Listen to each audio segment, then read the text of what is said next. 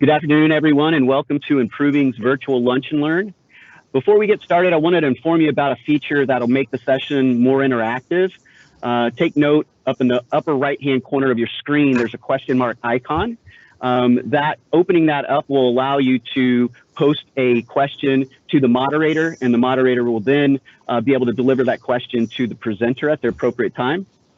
We're excited to have Devlin Liles, a president at Improving, who will be sharing with us, we may be looking at this wrong. Devlin, let us know what we might be looking at this wrong. Take it away. Awesome. I appreciate it, Max. Thanks for the intro, and thank you everybody for being willing to deal with the reschedule. I was a bit under the weather last week, and so we were able to move this week. Luckily not COVID, just some migraine headaches. And so we're going to be diving into the way we look at projects, the way we measure the velocity of a team, and the way we look at success and failure of projects, and the value of the language we use in that. So for those who don't know, I'm Devlin Liles. I'm the president of Improving Houston, longtime passionate geek, lifelong learner. This is all you need to know about me. Now, to put this problem in context, I want to talk about how we got here, kind of a brief history of time. And in this case, it's going to be the evolution of the developer. So the modern developer kind of comes from this historic age where we would roam in nomadic packs, hunting, COBOL and mainframe behemoths by ourselves or in small groups of dedicated people. And the weapons were the only thing we had was our wit. And now we work in these highly collaborative teams working on complex problems. I don't remember any time working on mainframe apps or SAP or even early Windows 3.1 graphical user interfaces where somebody argued about the color of glass glossing that we should do on a button to make the user feel better about the button. And that's because buttons were a new concept. And so the problems have changed over time. And with it, our definitions of what a developer needs to be have changed. Out of curiosity, I actually went and I pulled a couple of job descriptions straight off our website, and they are massively more complex. They're buzzword bingo. There's tons of different skill sets and languages, and it used to be that it was okay to only know one or two or three of these, and now we have to know a bunch more. But then when I look at the way we measure our projects, when I look at the way that we've evolved in time to measure the teams that we're working with, they really haven't changed since the advent of Scrum and Agile and the idea that I can take velocity, or I can take points per person, or task completion, and I can measure the quality of the software by the bugs created.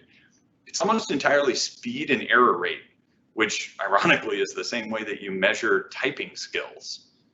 But what we do is significantly more complex than typing.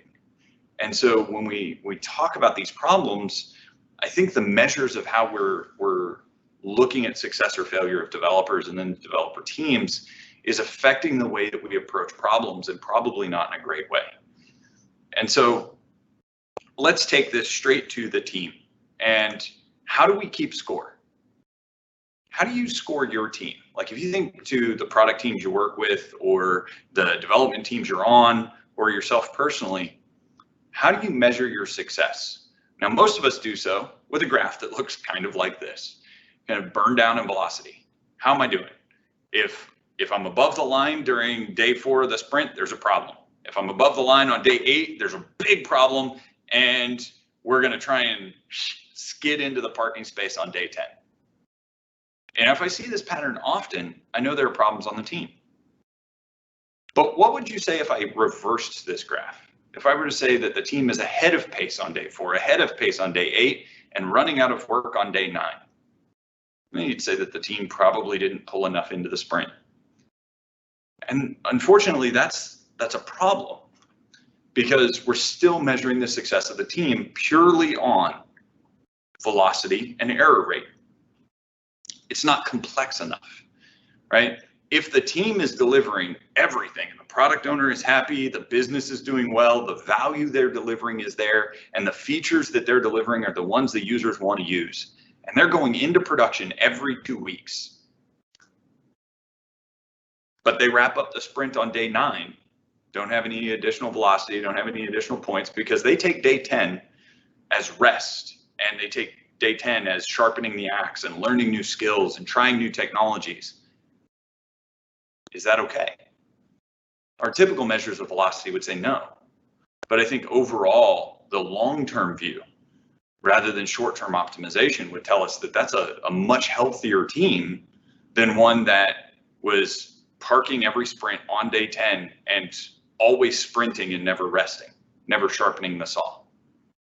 And so when we start trying to add complexity to these measures to capture some of that, you start adding things like, okay, well, we'll measure velocity, but we'll also measure the ending backlog, because sometimes product owner adds or changes an acceptance criteria and we re-estimate and it got bigger or smaller, or we removed scope or we added scope, and so it gets more complex. Now, unfortunately, that's not easy to digest. That's not easy to understand. And therefore, we end up with these problems of, all right, if I start looking at this, in sprint 1, we had an original backlog of 800 points. We completed 798 points. We were within 0.25% of our estimated velocity, but it still looks like we've got 240 to go and the team wasn't going fast enough. We were within 0.25% of what we tried for, and yet still not there. Now, inside a sprint, this can be insidious. This can be, we go through and we do our planning and we start working on this, the product, and maybe we've got a product owner by proxy. Maybe we've got a product owner who's really just a project manager, who's they're spending budget, but they don't really have the autonomy to make decisions on prioritization and structure.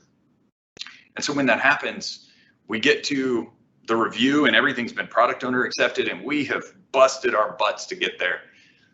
And then we sit down with our stakeholders and they tell us not good enough. They tell us, why'd you build that? I didn't want that. I had this very early in my career. I had a huge feature that we were incredibly proud of. It had a team of us working on it for 7 or 8 weeks. And this was the entirety of what we were doing for 7 or 8 weeks.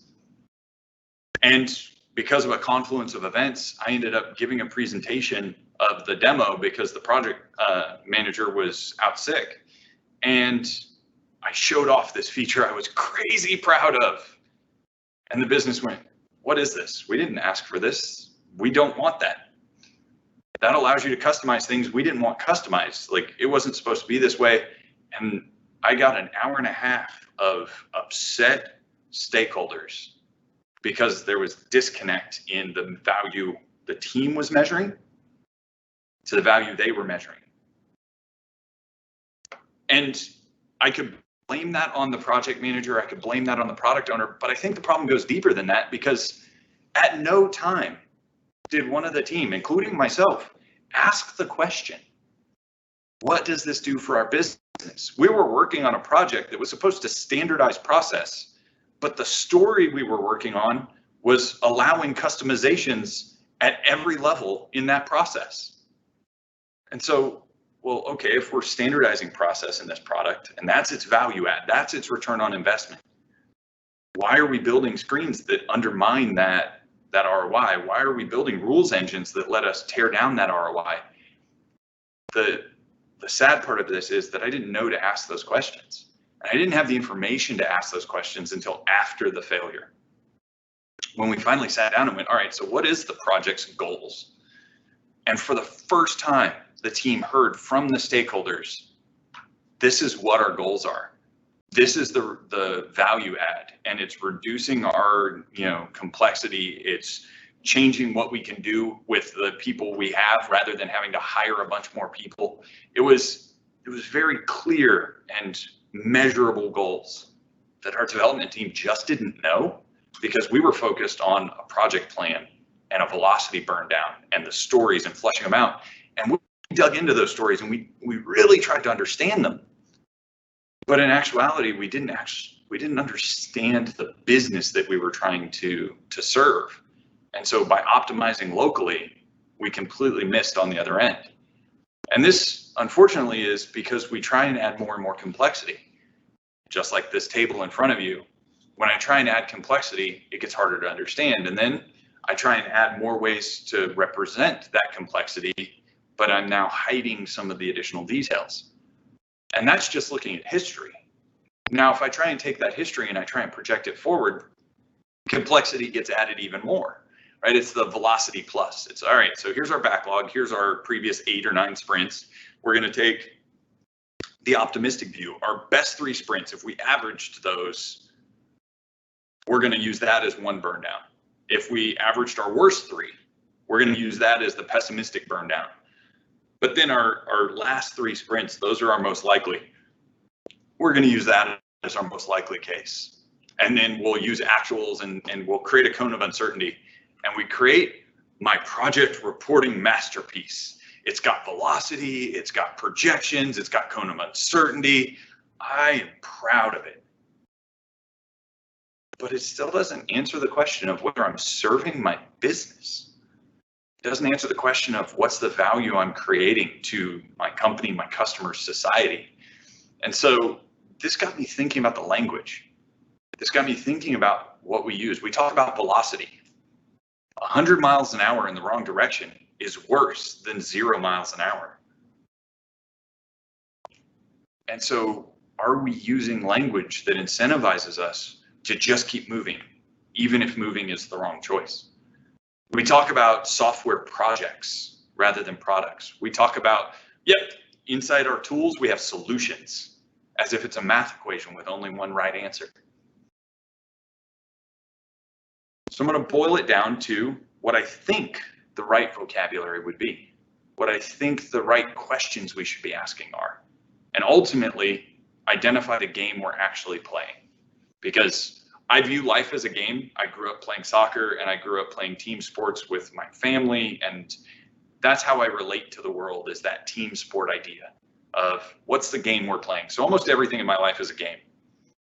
I make games out of cleaning, I make games out of woodworking, and it's just an enjoyable way for me to approach the world. So when it comes to software and projects, what's the game we're playing? Now, to get to the core of that, I want to ask everybody a question, and feel free to use the QA feature. We're going to kind of do an informal poll. Which one of these is a better car? On the left, you have a beautiful Ferrari Portofino. And on the right, you have a beautiful Ford Geo Metro. That's right, that baby's got 3 cylinders and a hatchback and can be picked up by 3 soccer players on a high school team. I know because I've tried. Which one's the better car? Give you a second to answer, and while we talk about it, these guys are nowhere close. 0 to 60, the Ferrari wins, hands down. When you pull up in front of, nice hotel and you get out of a Geo Metro, the ladies notice. When you pull up in that car and you get out, it's like you're successful. I'm talking about the Ferrari, not the Geo Metro that time. Which one's the better car?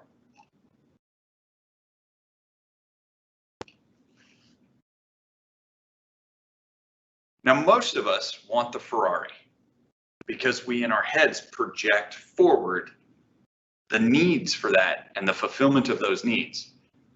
But now I'm going to paint a different scenario and go, if I want status, if I want to claim, if I want to go fast, the Ferrari. But what downsides does the Ferrari have? Cost of ownership, maintenance, insurance, the cost of the car itself. Now let's say that you have to go massively into debt on a lease. You don't own the Ferrari, but you get that surface level appearance that it's there. Or you can own the Geo Metro outright, have a low total cost of ownership, and it's just your daily driver to and from the office. In some of those scenarios, the better car is not immediately obvious. The better software is not always immediately obvious either. And I'm not saying that presentation doesn't matter. In fact, the exact opposite.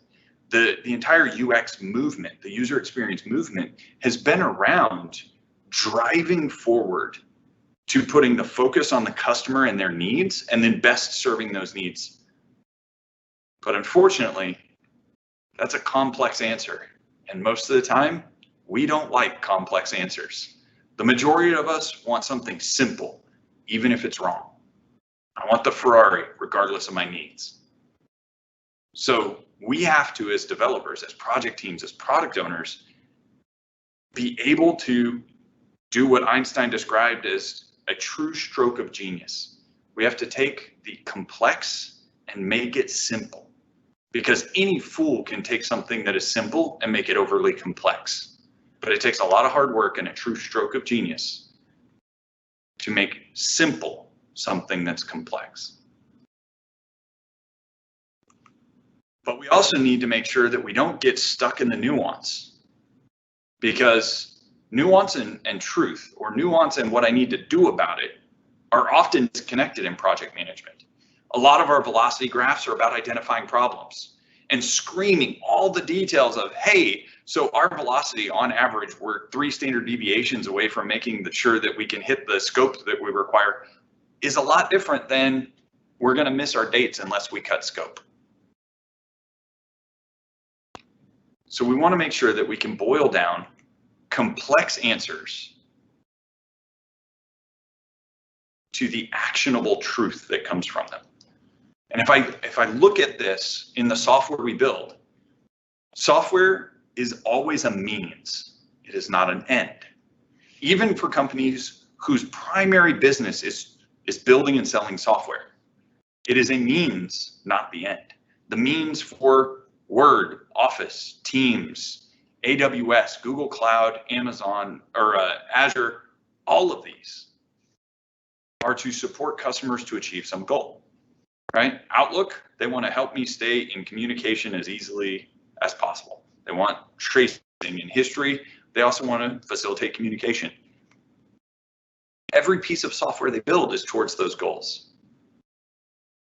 So what are the goals that you're building towards? Not the, well, I need to hit this deadline, but what does that deadline effectively mean for your customer? Do you and every member of your team know that question and its answers?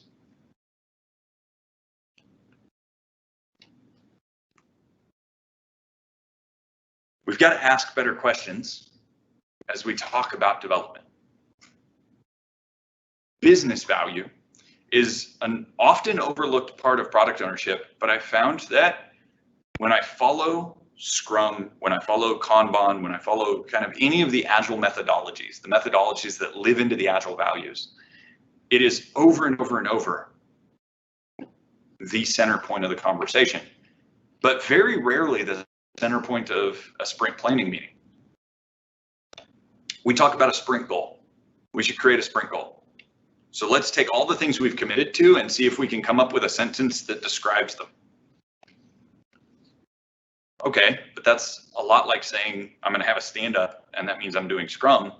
How about we have a goal and we make sure the things we're picking up are pushing us towards that goal, and that the goal is the unifying vision for what this means for our customers. Hey, absolutely, we're on pace for our burn down for that December 2021 delivery. We're all green lights. Okay. But does that mean we've produced value? If I've built software and there are features sitting in source control or sitting on a test server that no user has ever touched, is there value? It's like the old adage, if a feature is deployed in a wood and nobody notices, did the feature get used? Can you attribute revenue to the thing you're doing? Now, this one's a little more difficult, because it requires a nuanced understanding of your business. What is the revenue target for a feature, right? If we're gonna increase, let's say we're gonna add single sign-on to an application that we offer as a service. How many new customers do we believe that feature is gonna land us, right? How many deals have we lost based on that feature not being there? How many times have our sales folks been asked in the last year for that feature? Do our competitors have that feature? And if so, what's our competitors' market share? What percentage of that market share do we think we could take? And so you start getting into these really detailed questions that have almost nothing to do with our software. They have nothing to do with that approach to velocity and error, and a lot to do around how do we serve our stakeholders in such a way that even in the trying times that we exist today in, we're the person they never let go. We're the person that they absolutely have to have. We're the software product that they will keep until the last gasp of breath for their company because we produce huge value for them. Now, sometimes revenue generated is impossible to get to. There are too many conspiratorial features. It's about the bulk of the features rather than individuals.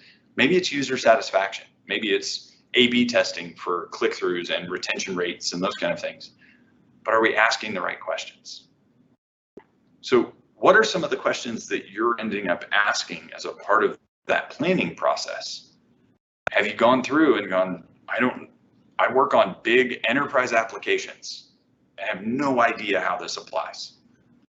I'm going to take a break here and give Max a chance to jump in with any questions that may be in the Q&A feature at this point, and then we'll kind of continue on as we get into, here's how we approach this in measuring it. Hey, Devlin.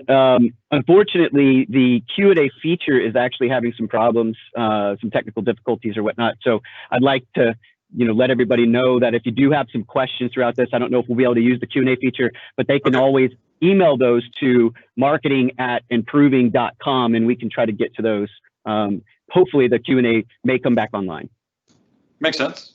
Sorry about the technical difficulties there, but we will definitely press on. One of the most common questions that I see in this space is, this is great for a software company where I know the business value and I know the features, but Devlin, I work on big enterprise software and my only users are internal users. I don't know how that maps. I don't know how I can ask those questions.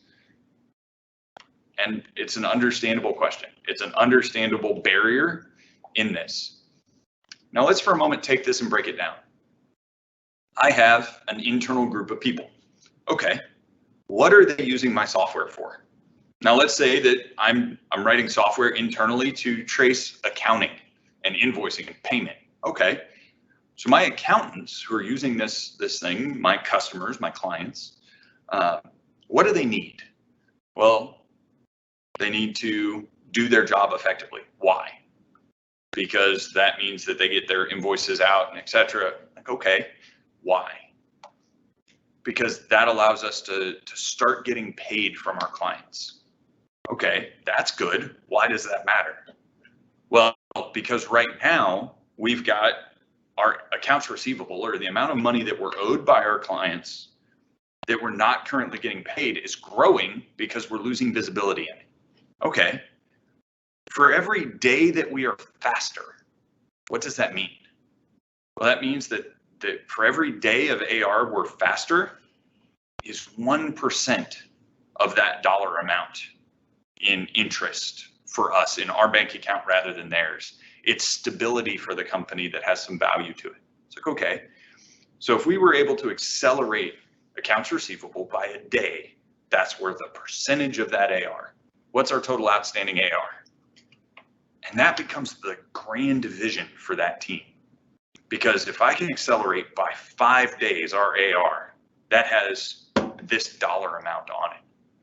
Now I use that example because it's a real one from a client in our past, and that was 5 days of acceleration on their AR process because of problems in their accounting system was over $700,000. It took the team 2 sprints to do so. 2 sprints, 4 weeks. Now, for the team, it cost about $150,000 when you talk about internal people and external people and those kind of things. So they spent $150,000 to make $700,000. And when we understood that, how great do you think the team felt?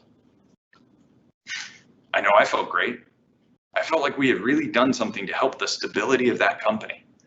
Their employees felt safer and more secure and more satisfied because it made a difference, because purpose drives.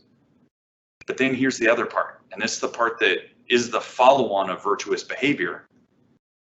It made it so much easier for the product owner to go, okay, what other big problems should we tackle for the business? Because nobody was questioning the value of the team at that point. The value of the team was easy. Yeah, look at the last thing they did, $700,000. What could we do next? The next project was over a $2 million return on investment. The one after that was $15 million.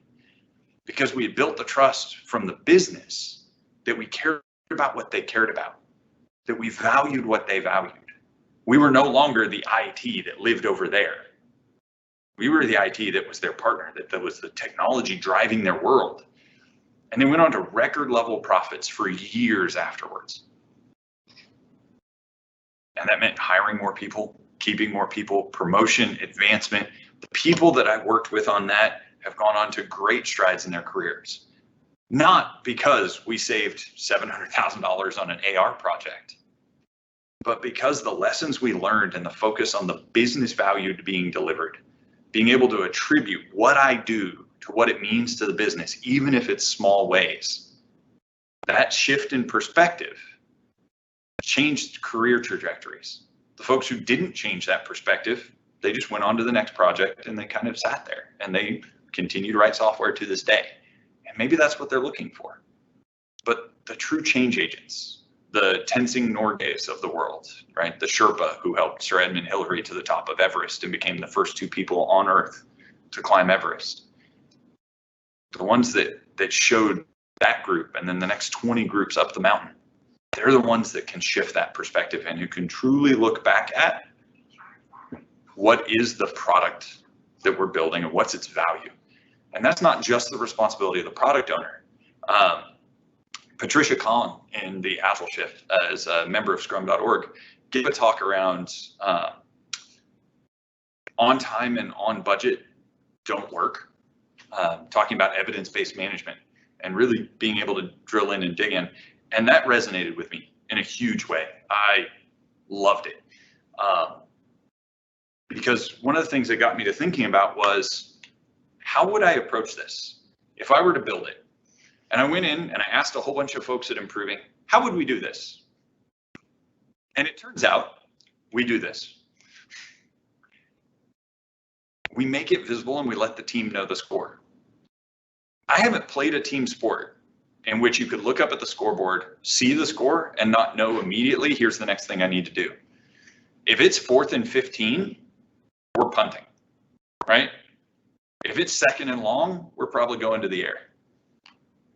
If I'm down by 1 in the last period of a hockey match, in the last 3 minutes, I'm probably pulling my goalie. Right? There are clear, actionable things that if the team knows the score and they know the game they're playing, the team will take the right steps. The coach will call the play and the team will run it because they know what's expected, because they know the consequences of failure.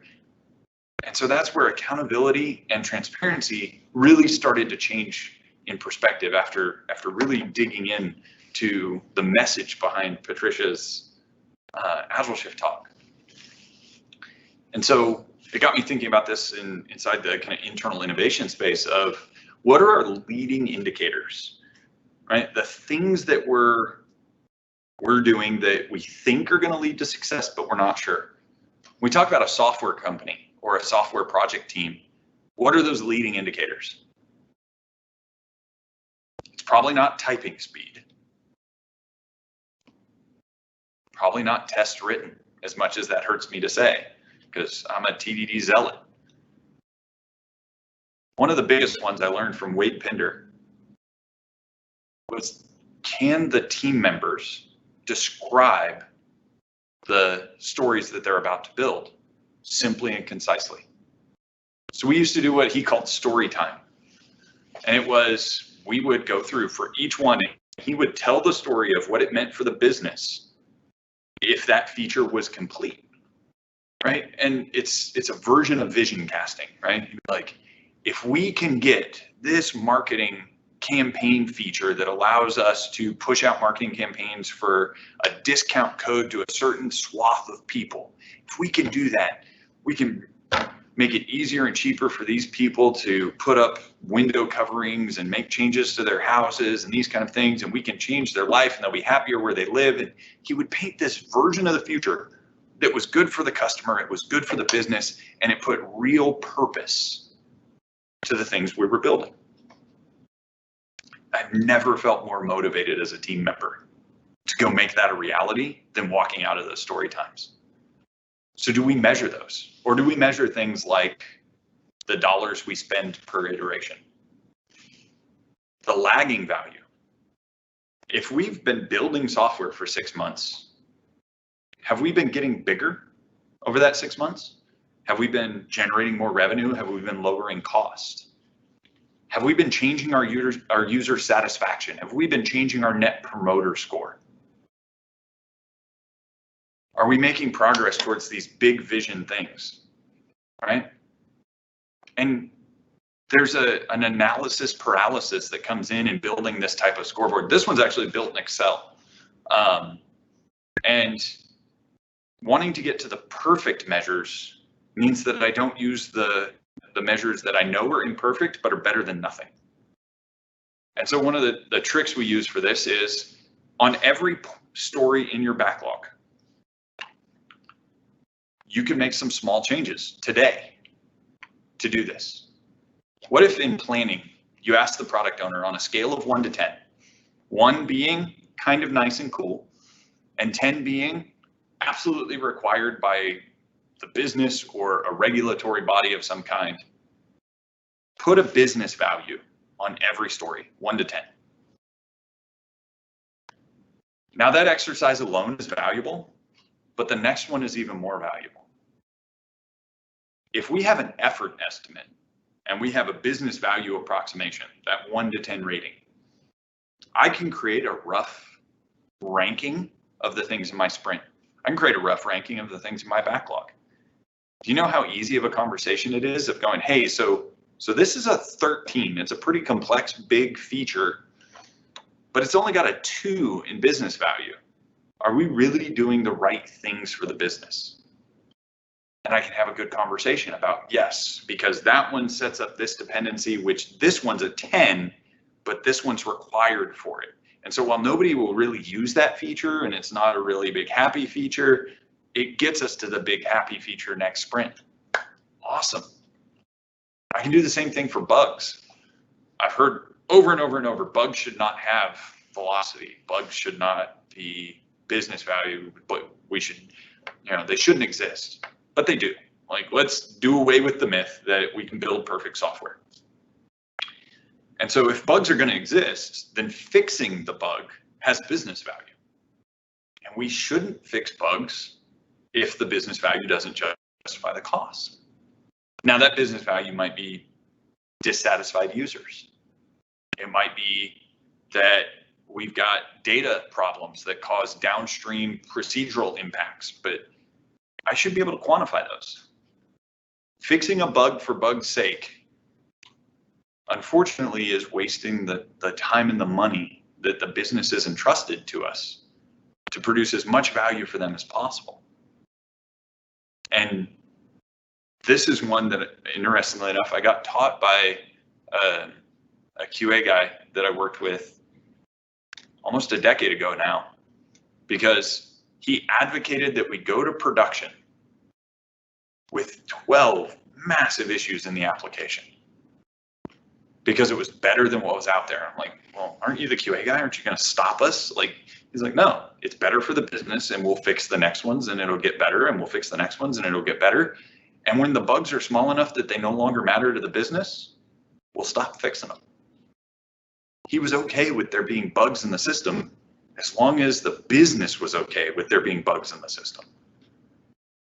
And when you are able to frame it by business value and frame it by effort, then the conversation of comparison becomes even easier. It's not only ranking the features and asking, hey, this is a 2, but it's expensive.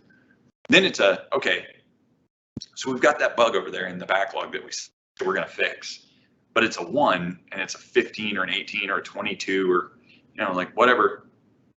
Why are we fixing it when there's a backlog item that's a 6 but has a 9 business value? Do we just put that bug on the shelf and go, you know what, it's okay, that one lives there? There are bugs today in Windows that have existed since the rewrite of Windows. There are bugs today in Outlook or in AWS or in almost every major software product on Earth that have been there a long time. And are they infuriating and frustrating when you hit them? Yeah. But not a lot of people hit them. And so if our goal is to maximize the value we produce for our customer, our business, our company, are we asking the right questions rather than how many bugs are in the system and what's their severity? Are we optimizing business value delivery? Rather than velocity, are we measuring time to market with new features? Are we measuring user satisfaction and value creation? Or are we measuring our adherence to a plan and whether we came in on time and budget? So this is typically where I would stop and ask for some questions. And so I'm going to personally volunteer. I know we've had some trouble with some of the Q&A feature and those kind of things.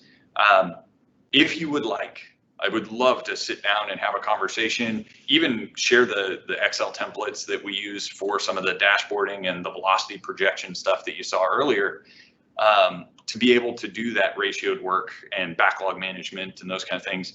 We've done it on Jira. We've done it on Azure DevOps. We've done it on TFS on-prem. If you have questions or you want to see those kind of things, shoot me an email, devlin.liles@improving.com, and I will absolutely share those things with you, have a conversation about how we might be able to help. Even if that help doesn't come with an invoice, it'll just come with us helping and providing value to our customers, which is, interestingly enough, one of our measures. So if you have those questions, feel free. Shoot me an email, shoot it to marketing@improving.com, and they'll route it in as well. But thank you guys for joining us. Sorry for the technical issues. Well, hey, Devlin, we actually do have, we did have one of the developers did send an email through marketing, and we were able to get that sent over. So I do have a question there. And then the feature looks like it just popped back up. So we did have a question that was in there as well. So we do have 2 questions. And it looks like we got enough time to go through them. So the first one was, I'm a developer on an Agile team. If I trust my product owner to know the business value of what my team is doing, and I just want to focus on the technical work, is that bad? Or does it help me to ask about the business value if I'm much more interested in the technical work? So it's a great question. I'm going to kind of reframe it a little bit. Is it okay to trust a great product owner to understand the business and purely stay technical? If that's where I want to live. Did I capture that about right, yes. Max? Yep. Okay. It is okay, but I don't believe that the pure technologist exists anymore in the world today. Ultimately, most of our issues, most of the complaints, most of the questions, most of the conundrums that our clients and even our developers come up with and deal with, it's not about a technology problem. It's not, I can't figure out how to get the electrons to go faster, or I can't figure out how to solve quantum state management, right? These are technology problems. I can't figure out the math is rarely, if ever, the problem for a software project. It's requirements. It's understanding that when the business said X, they meant Y and they needed Z.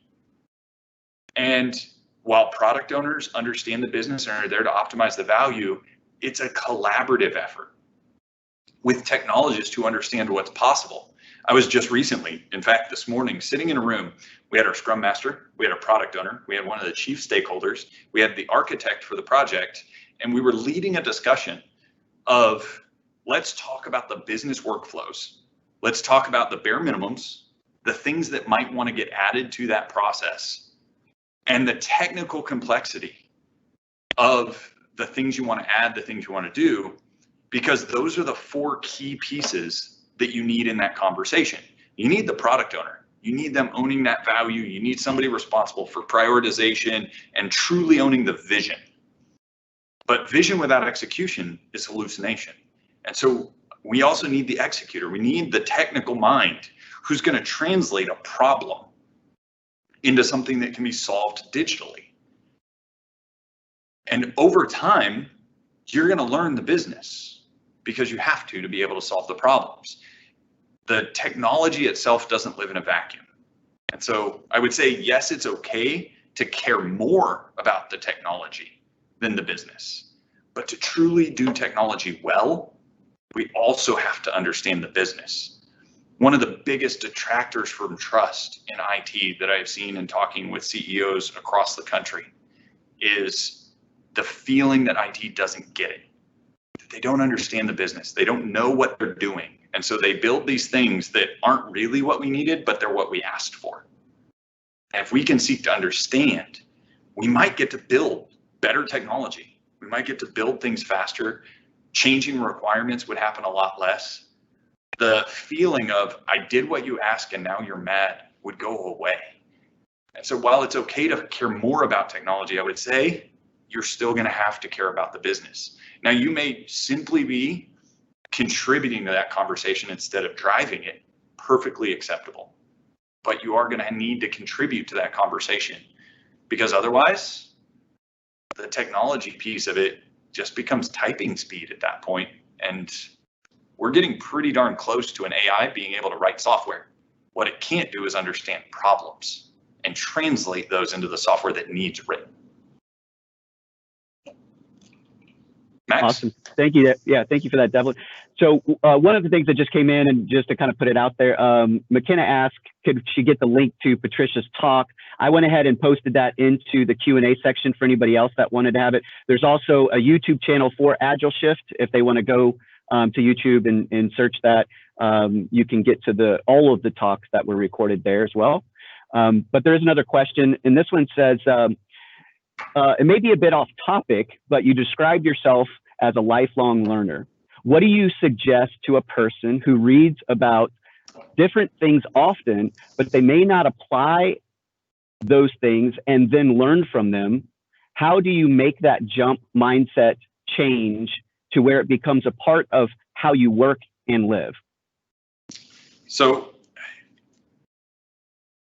I'm internalizing some of that because I don't believe it's off topic at its core. Just like when I read a book and it may be around a particular way to approach carpentry, because my family and I really enjoy being in the wood shop sometimes.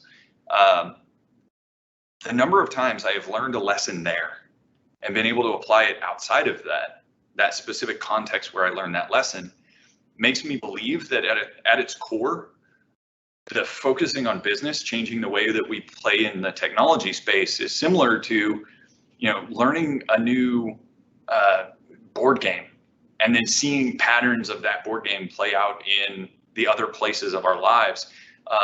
And so the underlying psychological structure for that is called the Baader-Meinhof phenomenon, in which when you become consciously aware of a pattern, you recognize that pattern often. It's why when you buy a gray Honda Civic, you notice all the other gray Honda Civics in the world, but previously they didn't seem as prevalent. It's because you're now consciously aware of them, and your brain is going and taking that new pattern and it's matching it to the world that was always there, but you're seeing it in a new lens. And so by ferociously seeking new information, it will help with that, because naturally your brain's a pattern matching machine and it will go do that. But the other piece is, I'm going to use a couple of examples. So injection molding of plastic had been around for about 90 years. RFID technology had been around for about 55 years. And video game consoles had been around for about 40 years before somebody thought to mix those. And when they mixed those and created a game called Skylanders, it generated over $3 billion of collectibles and follow-on video games and spin-offs. The orthogonal combination of things that seem not at all related. When there's a growth mindset, an abundance mindset, that idea that I don't know it all and I can constantly learn and adapt and apply it in new ways, you can take things that had been around for decades, combine them in a new way, and create huge value for the world. And we've seen this play out in the space program. Interestingly enough, one of the ways that we use excess jet fuel is we use it to clear minefields around the world and make some of the most war-torn places in the world safer. We applied things like freeze-dried foods and microwaves and Velcro. All of these came out of the space program and then have been applied in hundreds of different ways around our lives. And so while I talk about the outcomes and the side effects of this, the application of it is actually fairly easy. Sorry, let me correct that. The application of it is fairly simple. It's not easy. And that is reflecting on what you learned and taking action on it, which is the step most people don't take. So when I learn something new, I read a new book. I've been recently doing a lot of reading around some of the things that are happening in the world today. Economics history, finance history, social justice, all of these things. I've been trying to understand more and more of it. Reflecting and trying to pick one way in which I'm going to change my day tomorrow or later today, and then see how it felt, see what I experienced differently. When I learn a new project management technique, okay, how am I going to change this? When I learn a new trick in Excel, how do I go create a graph that does that? And apply it to it, because that application will tell me far more than the raw knowledge and the absorption ever did. I use some pretty quick hit tools so that I can absorb new concepts quickly. Things like summary YouTube channels like Fight Mediocrity or Get Abstract, the abstract providing software. I use both of those and they're amazing. And then I sit down and I do a 30-second takeaway, trying to summarize what it is in 30 seconds, like my biggest takeaway of it, not just a regurgitation of it, but what I internalized and how I'm going to go apply it.